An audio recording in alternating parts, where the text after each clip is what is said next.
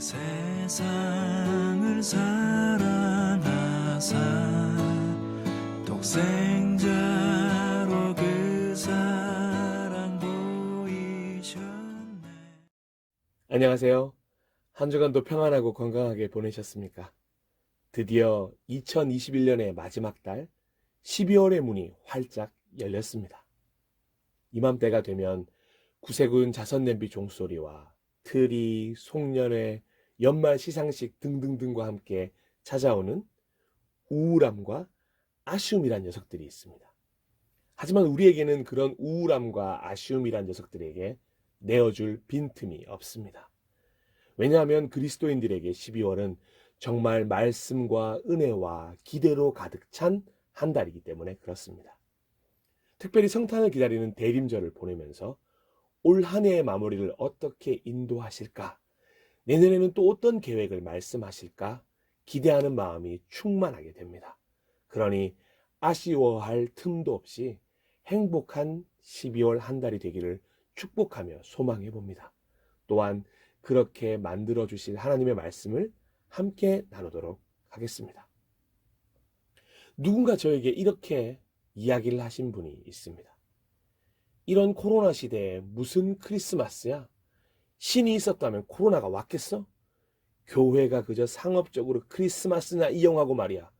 이래서 되겠어? 분명 코로나 시대에 맞이한 성탄절을 곱지 않은 시선으로 보시는 분들도 있을 것입니다. 어쩌면 이 땅에 참 소망으로 오신 아기 예수를 맞이하기에는 우리의 마음이 너무 움츠러들어 있는 것도 사실입니다. 하지만 바로 그렇기 때문에 이번 대림절과 성탄절이 더더욱 의미가 있는 것 같습니다. 그래서 오늘 마태복음 2장 1절에서 3절을 본문으로 하여 성탄절이 싫었던 성경인물 첫 번째로 헤롯 왕에 대해서 함께 살펴보고자 합니다. 함께 먼저 본문을 오늘 읽어보도록 하겠습니다. 세 번역으로 준비하였습니다. 헤롯 왕 때에 예수께서 유대 베들레헴에서 나셨다. 그런데 동방으로부터 박사들이 예루살렘에 와서 말하였다. 유대인의 왕으로 나신 이가 어디에 계십니까?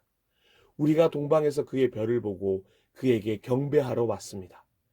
헤롯 왕은 이 말을 듣고 당황하였고 온 예루살렘 사람들도 그와 함께 당황하였다.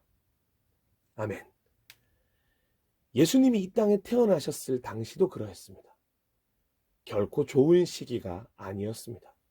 오히려 왜 이런 시기에 태어나셨을까 답답한 마음이 들기도 했었습니다. 하지만 절망의 시대를 희망의 시대로 바꾸셨고 죄를 사랑으로 덮으셨으며 인류를 구원하셨습니다. 진짜 예수 소망이 되셨습니다. 그때만 그렇게 임재하셨겠습니까? 지금도 마찬가지입니다. 지금도 이 어둠을 밝힐 빛으로 예수님이 오십니다. 수고하고 무거운 짐진 자들의 위로가 되어주시고자, 두려워하는 모든 이들의 든든한 벽이 되어주시고자, 절망하고 있는 이들에게 희망이 되시고자 우리를 찾아오십니다. 예수님은 코로나를 없애기 위해 이 땅에 오시는 것이 아닙니다. 예수님이 태어났을 당시에도 로마를 벌하거나 나라를 제대로 세우거나 새로운 나라를 건국하고자 오시지 않았습니다. 사랑해서 오셨습니다. 지금도 마찬가지입니다. 대림절과 성탄절에 우리를 찾아오시는 주님은 우리를 사랑하십니다. 그 사랑을 느낄 수 있는 시간이 되어야 합니다. 그것이 하나님 아버지가 독생자 아들을 이 땅에 보내신 이유이기 때문입니다. 그 사랑으로 우리를 위로하고 안아주시고 새롭게 하실 것을 기대합니다. 그런데 예수님이 태어나신 그때도 평판은 비슷했습니다. 분명히 예수님의 탄생을 싫어했던 인물이 있었습니다. 그래서 대림절을 보내면서 왜 그렇게 예수님의 탄생을 싫어하게 되었는지 한 명 한 명 찾아서 살펴보고자 합니다. 그래서 혹시라도 우리 가운데 예수님을 기다리지 않고 있는 이가 있고 우리의 마음속에 예수님의 탄생이 기쁨이 아닌 분들에게 말씀하시는 하나님을 전해드리고 싶습니다. 그때도 그런 이들이 있었다고 말입니다.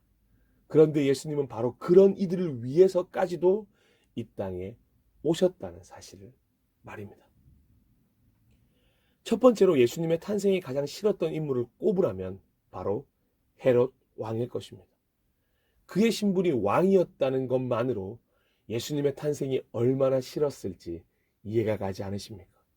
그리고 이 헤롯 왕은 처음 유대 총독으로 임명받았던 헤롯 안티파스 2세의 두 번째 아들로 스스로를 헤롯 더 그레이트, 헤롯 대왕이라고 부를 만큼 왕권에 대한 자부심과 집착이 강했던 왕으로 알려져 있습니다. 그런 헤롯에게 동방으로부터 온 박사들이 찾아와서 하는 이야기가 얼마나 충격적이었겠습니까? 다시 한번 우리 1절에서 2절 마태복음 2장입니다. 한번 읽어보겠습니다. 헤롯 왕 때에 예수께서 유대 베들레헴에서 나셨다. 그런데 동방으로부터 박사들이 예루살렘에 와서 말하였다. 유대인의 왕으로 나신 이가 어디에 계십니까? 우리가 동방에서 그의 별을 보고 그에게 경배하러 왔습니다. 뭐라고? 내가 왕인데 유대인의 왕으로 태어난 이가 있다고? 헤롯 입장에서는 도무지 용납할 수가 없는 상황이 일어난 것입니다. 이것은 반란입니다. 자신이 현재 유대의 왕인데 유대인의 왕으로 나신 이가 어디 있냐고 물어오니 얼마나 당황스럽고 화가 났겠습니까? 정말 왕궁이 발칵 뒤집히는 소동이 일어났을 것입니다. 바로 이 부분에서 저는 성탄절을 싫어하게 된 첫 번째 이유를 발견하게 되었습니다. 바로 진짜 왕의 탄생에 대한 거부감입니다. 어쩌면 우리 모두는 나라는 왕을 모시고 세우고 필두로 살아가는 존재들입니다. 우리는 세상 모든 문화가 합심하여 자신이라는 신을 믿으라며 그것이 최고의 방법이라고 말하는 시대에 살고 있습니다. 누구를 믿겠어? 너 자신을 믿어. 이 말이 용기를 주고 힘이 되는 말이라고 배워왔습니다. 그래서 마치 신에게 의지하고 다른 이에게 의지하는 존재를 나약한 존재로 보는 것이 일반화되어 있습니다. 그렇게 우리는 나라는 왕이 세운 나라들로 살고 있습니다. 그런데 진짜 왕이 탄생한 것입니다. 그리고 그 왕이 나의 자리를 차지해야 한다는 것입니다. 왕의 자리를 양보하는 것도 억울하고 화가 나는데 왕이었던 내가 종까지 되어 예수 그리스도를 왕으로 추대한 후 그의 종이 되어야 한다고 합니다. 예수를 주인으로 섬기는 종이 되어야 한다고 말합니다. 이건 도무지 받아들이기가 어려운 일입니다. 특히 자신감이 넘치고 자기 스스로에게 만족하며 자부심으로 세상을 살아가는 이들에게는 도저히 받아들일 수가 없는 명제입니다. 이제 그만 왕자리에서 내려와. 진짜 왕이 이 땅에 태어났어. 그분이 예수 그리스도야.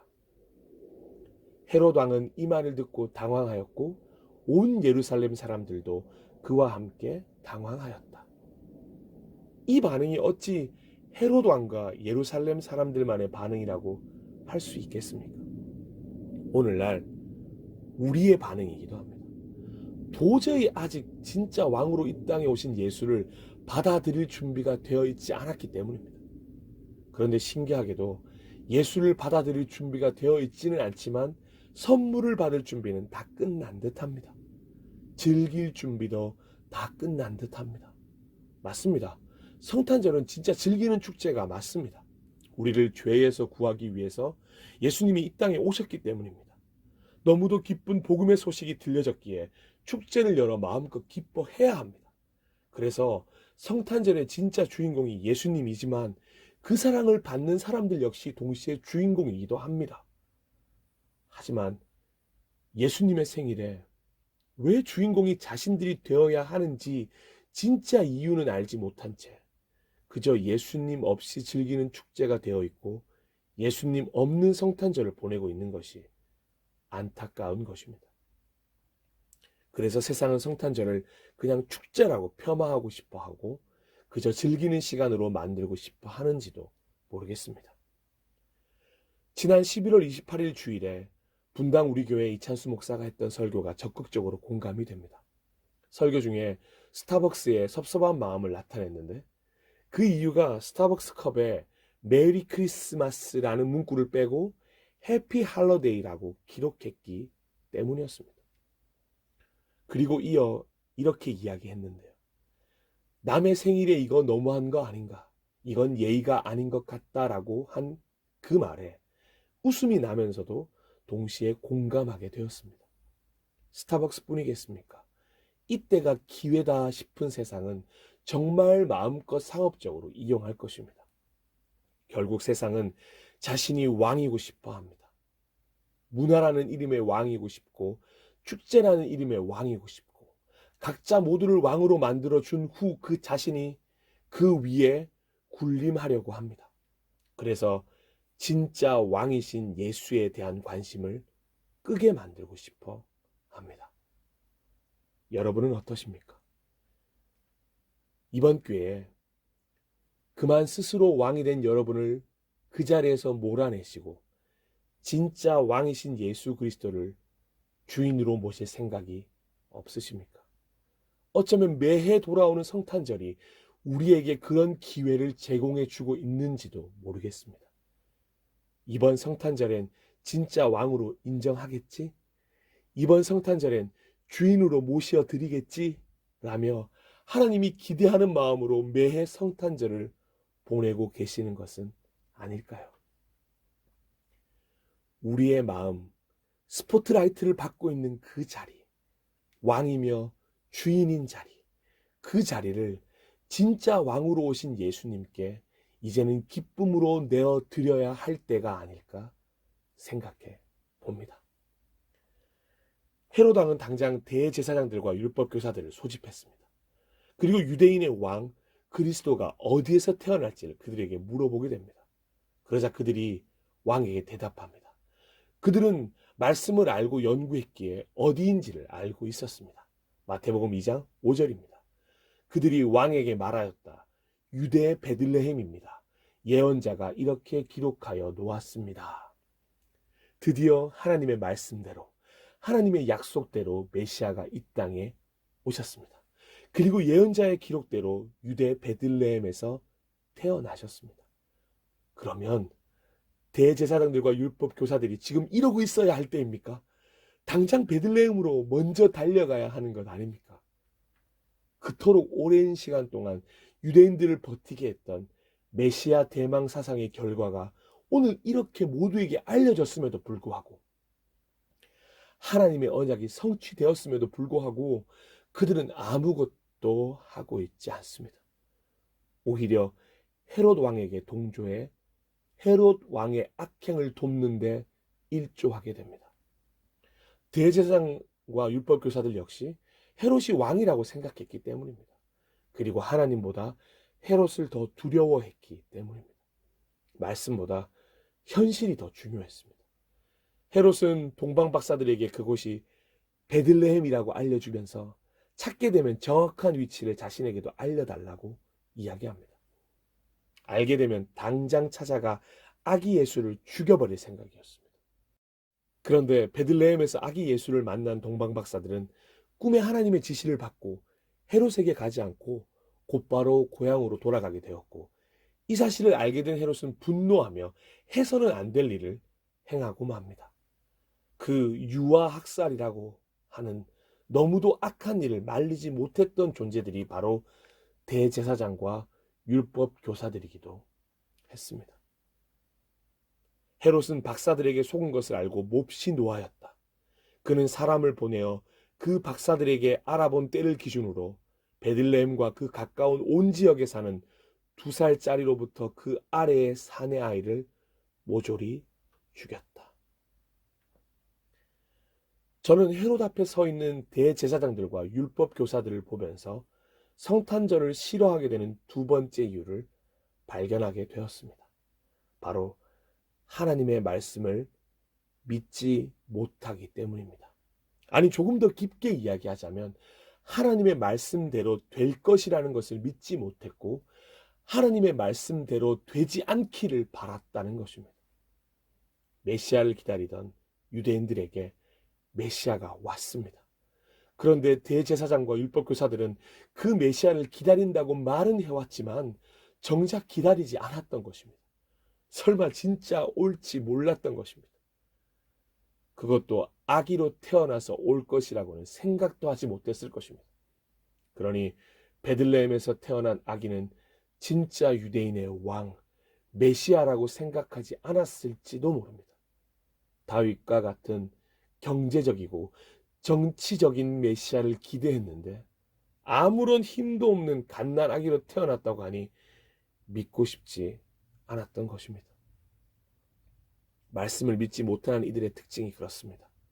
바로 말씀을 자기의 생각과 뜻대로 오역하고 변형하여 이해합니다. 분명 구약의 말씀을 통해 메시아에 대해서 수도 없이 예언의 말씀을 하나님께서 주셨습니다. 그리고 그 예언의 성취하는 시기를 맞이한 참 놀라운 세대가 된 것입니다. 얼마나 은혜로운 일입니까? 그런데 딱 메시아가 탄생하게 된 하나님의 때를 경험했던 그들이 말씀을 믿지 못하고 있으니, 말씀을 기대하지 못하고 있으니 이런 모습을 보일 수밖에 없었던 것입니다. 우리가 대림절을 보내면서 다시금 말씀에 집중해야 하는 이유가 이 때문입니다. 예수님의 탄생을 세상 속에서 찾아서는 안 됩니다. 말씀 속에서 찾아야 합니다. 창세기로부터 말라기까지 구약에서 약속하신 하나님의 말씀을 묵상해야 합니다. 역사적 자료, 세상의 평가 등도 중요합니다. 하지만 말씀 없이 그것만으로는 예수님의 탄생에 대해서 도무지 설명할 수가 없습니다. 그렇게 말씀 없이 맞이하는 성탄절이 되면 우리 역시 헤롯 앞에 서 있는 대제사장과 율법 교사들처럼 예수님의 탄생을 잊게 만드는데 세상이 악한 행동을 하는 것에 일조하고 있는 것인지도 모릅니다. 하나님이 말씀하셨습니다. 그리고 말씀을 이루셨습니다. 신실하신 하나님은 약속을 반드시 지키시는 분이십니다. 그런데 정작 그 말씀의 이루어짐에 밭이 되는 우리는 어떻습니까? 하나님의 말씀을 믿습니까? 하나님의 약속을 믿습니까? 성경을 통해 우리에게 오늘도 말씀하고 계신 내용을 지금도 살아 역사하시는 하나님의 음성으로 듣고 있습니까? 만약 그렇지 않다면 우리도 그때 그들처럼 성탄절을 그저 아무 의미 없이 보내버릴 수밖에 없습니다. 진짜인데 가짜로 만들 것이고 너무도 기쁜 소식인데 전하지 않고 희망의 불꽃을 꺼트려 버릴 수도 있습니다. 구약 성경 안에는 메시아에 대한 수많은 구절들이 있습니다. 너무 많아서 다 기록했다가는 설교가 몇 시간이 될지도 모르겠습니다. 구약 성경에는 약 300여 곳에서 메시아에 대한 예언을 담고 있습니다. 그런데 그 모든 말씀을 거짓으로 만드는 헤롯 왕 앞에 대제사장과 율법교사들이 되지 말아야 할 것입니다. 말씀을 가장 잘 안다고 했던 그들은 베들레헴으로 달려가 헤롯 왕의 말처럼 정말 그렇게 해야 했습니다. 거짓말로 꾸며낸 말이 아니라 이대로 했어야 했습니다. 그들을 베들레헴으로 보내며 말하였다. 가서 그 아기를 샅샅이 찾아보시오. 찾거든 나에게 알려주시오. 나도 가서 그에게 경배할 생각이요. 우리가 해야 할 일은 성탄절을 맞이하며 더욱 예배하는 것입니다. 오직 하나님을 경배하는 것입니다. 아기 예수의 탄생을 기뻐하며 경배해야 합니다. 엎드려 절해야 합니다. 비록 시간은 흘러 우리는 2021년에 서 있지만 마음만큼은 동방에서 온 박사들에게 밀려서는 안 됩니다. 목자들의 마음 그 이상이어야 합니다. 마리아가 되어야 하고 시므온이 되어야 하며 안나가 되어야 합니다. 그 모습은 말씀으로 믿어낸 것 아니겠습니까? 그래서 성탄을 기다린 사람들의 공통적인 모습이 이런 것입니다. 먼저 마리아의 놀라운 고백입니다. 마리아가 말하였다. 보십시오. 나는 주님의 여종입니다. 당신의 말씀대로 나에게 이루어지기를 바랍니다. 천사는 마리아에게서 떠나갔다. 아멘. 이어서 시므온 할아버지의 멋진 고백입니다. 주님, 이제 주님께서는 주님의 말씀을 따라 이 종을 세상에서 평안히 떠나가게 해주십니다. 내 눈이 주님의 구원을 보았습니다. 주님께서 이것을 모든 백성 앞에 마련하셨으니 이는 이방 사람들에게는 계시하는 빛이요 주님의 백성 이스라엘에게는 영광입니다. 아멘. 여기 한나 할머니의 믿음의 고백도 있습니다. 바로 이때에 그가 다가서서 하나님께 감사드리고 예루살렘의 구원을 기다리는 모든 사람에게 이 아기에 대하여 말하였다. 아멘. 헤롯 왕 앞에 선 대제사장들과 율법 교사들과는 전혀 반대의 모습을 보입니다. 하나님의 말씀을 기대하고 사모하고 기다린 그들에게 말씀의 성취가 이루어지자 그들은 넘치는 기쁨으로 하나님의 말씀에 반응할 수 있었습니다. 그러니 우리 역시 말씀의 성취로서 오신 예수 그리스도에 대한 놀랍고 멋진 믿음의 고백이 있어야 하는 대림절과 성탄절입니다. 사랑하고 존경하고 축복하는 예배자 여러분, 여러분은 지금 어떤 모습으로 성탄절을 기다리는 대림절을 보내고 계십니까? 이미 왕으로 모신 종으로서의 삶을 살고 계신다면 더욱더 말씀에 매진해 보시길 권면합니다. 하지만 혹여 아직도 내 삶의 주인 나라고 생각하신다면 이제야 드디어 진짜 왕에게 주인의 자리를 내어주어야 할 때가 왔습니다. 슬퍼할 필요 없습니다. 내가 사라지는 것이 아닙니다.